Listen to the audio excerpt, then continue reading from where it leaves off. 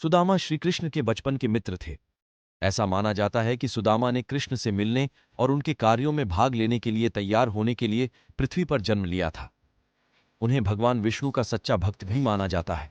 सुदामा का जन्म एक निम्न आय वाले परिवार में हुआ था। दूसरी ओर कृष्णाशाही पृष्ठभूमि से थे। हालांकि उनकी स्थिति के बीच का अंतर उनकी सच्ची दोस्ती या बंधन में बाधा नहीं बना। सुदामा और कृष्ण दोनों अविभाज्य थे। आज तक उनकी एकता ग्रह के आगे सच्ची मित्रता का एक उदाहरण है। एक साथ पढ़ाई खत्म करने के बाद कई सालों तक संपर्क टूटने के बाद भी उन्होंने दोबारा मिलने की उम्मीद नहीं छोड़ी। सुदामा के दिल और आत्मा में हमेशा भगवान कृष्ण थे और वे तब तक उनके बारे में सोचते रहे जब तक वे दोबारा नहीं मिले। जब सुदामा कई वर्षों के बाद कृष्ण से मिले तो वह पूरी घटना अविस्मरणीय और धार्मिक है। आज भी जब हम उस वक्त को याद करते हैं तो उन दोनों की दोस्ती, एक दूसरे के लिए जो प्यार था, उसके बारे में सोचकर हमारी आंखों में आंसू आ जाते हैं।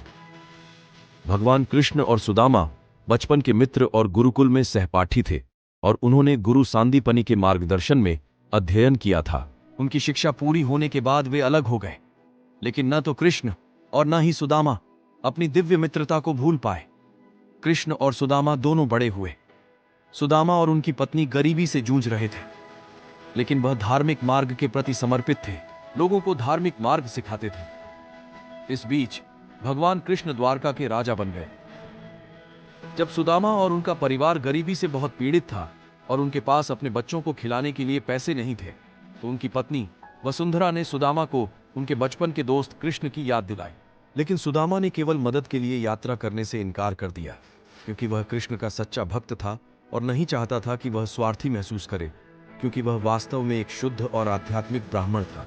सुदामा अंततः भगवान कृष्ण को संतुष्ट करने के लिए यात्रा करने के लिए सहमत हो गए। वह कपड़े के टुकड़े में कुछ पीटे हुए चावल बांधकर वहां से चला गया, क्योंकि उसे याद आया कि कृष्ण को पीटा हुआ चावल बहुत पसंद था। कृष्ण और सुदामा की दिव्य प्रतिज्ञा। श्री कृष्ण ने सुदामा से पूछा, क्या तुम मेरे मित्र बनोगे?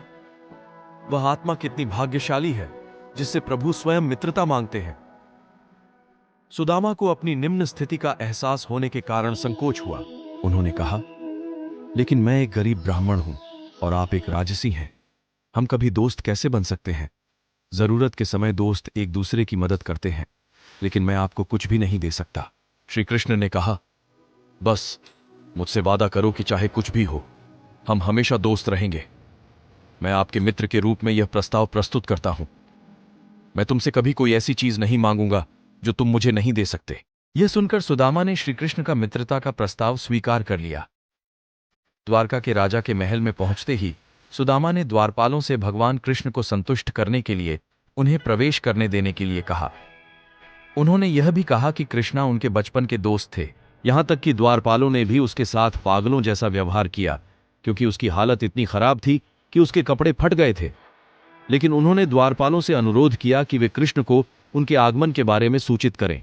कई अनुरोधों के बाद द्वारपालों ने कृष्ण से सुदामा के बारे में पूछने का फैसला किया। द्वारपाल ने कृष्ण को सुदामा के द्वार पर आने के बारे में बताया। भगवान कृष्ण सब कुछ छोड़कर द्वार की ओर भागे, क्योंकि वे अपने मित्र सुदामा से मिलने के लिए उत्सुक थे। कृष्ण अपने पुराने मित्र को देखकर बहुत प्रसन्न हुए। उन्होंने सुदामा की सामाजिक स्थिति के बारे में सोचे बिना ही सबके सामने काफी देर तक उसे गले लगाए रखा।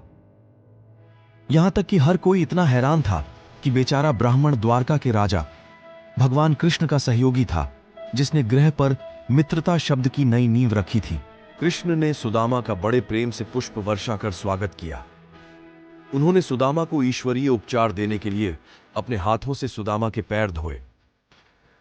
कृष्ण ने अपनी दासियों से कहा कि वे सुदामा के सभी फटे हुए कपड़ों को उतार दें और उन्हें शाही कपड़ों में बदल दें, ताकि उन्हें अधिक आराम महसूस हो। और सुदामा अपने मित्र कृष्ण द्वारा इस तरह के अप्रत्याशित शाही व्यवहार को देखकर रो रहे थे। फिर कृष्ण ने सुदामा को अपनी दासियों द्वारा परोसे गए भोजन की पेशकश की और सुदामा अपने मित्र कृष्ण द्वारा इस तरह के अप्रत्याशित शाही व्यवहार को देखकर रो रहे थे। भोजन के बाद कृष्ण और सुदामा ने आराम किया और अपने पुराने दिनों के बारे में चर्चा की। कृष्ण ने देखा कि सुदामा उनसे कुछ छिपा रहा है। उन्होंने धीरे से पूछा, और मुझे लगता है कि भाभी जी ने मेरे लिए कोई उपहार भेजा है। मुझे लगता है कि यह मेरे लिए कुछ स्वादिष्ट भोजन है। उन्होंने सुदामा से उपहार निकालने का अनुरोध किया। सुदामा ने इसे छुपा दिया क्योंकि उसे लगा कि यह छोटा सा उपहार द्वारिका के राजा के लिए कुछ भी नहीं है। लेकिन कृष्ण ने उपहार को धीरे से स्वीकार कर लिया, जो कपड़े के टुकड़े से बंधे कुछ चावल थे। और कृष्ण ने उपहार की बहुत प्रशंसा की कि यह उपहार उनके जीवन में अब तक मिला सबसे अच्छा उपहार था।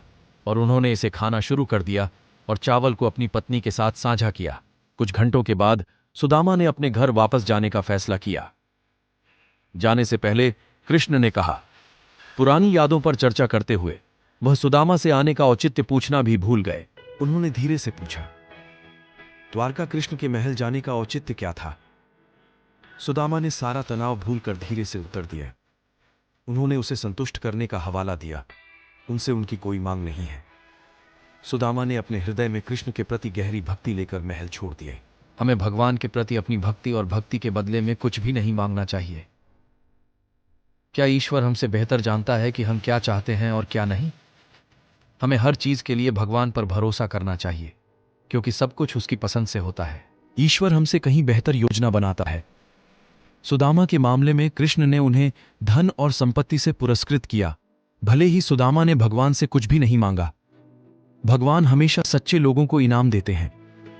आप सोच रहे होंगे कि कृष्ण ने सुदामा को केवल इसलिए पुरस्कृत किया क्योंकि वह उनका बचपन का मित्र था, लेकिन यह सही नहीं है। कृष्ण ने उन्हें पुरस्कृत किया क्योंकि अपने पूरे जीवन के दौरान सुदामा ने आध्यात्मिकता का मार्ग अपनाया और कई अन्य लोगों को धार्मिक कर्तव्यों के बारे में सिखाया। कृष्ण ने उसे केवल इसलिए पुरस्कृत किया क्योंकि वह एक अच्छा व्यक्ति था और भगवान चाहते थे कि वह अधिक ऊर्जा और उत्साह के साथ इस आध्यात्मिक पथ को जारी रखे। यह कृष्ण और सुदामा के वचन की सुंदरता थी। हमें हमेशा अपने दोस्तों की मदद करनी चाहिए, चाहे उनकी आर्थिक स्थिति कुछ भी हो।